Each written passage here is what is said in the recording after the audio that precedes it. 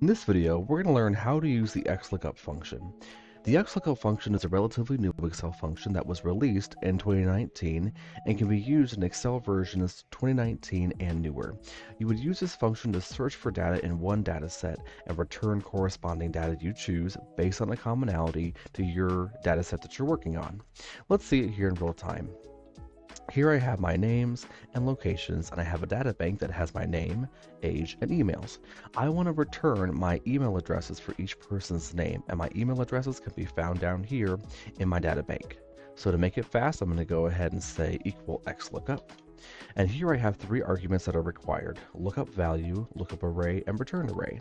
Lookup value is going to be the commonality that I already have generated between both sets of data. So here I have their names, and down here I have their names as well. So I'm going to go ahead and use their names as the commonality.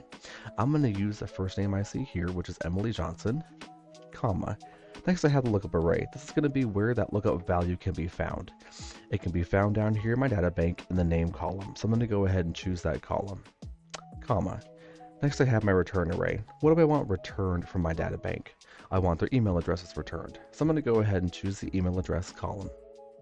Close my parenthesis, and here we have the Xlookup function.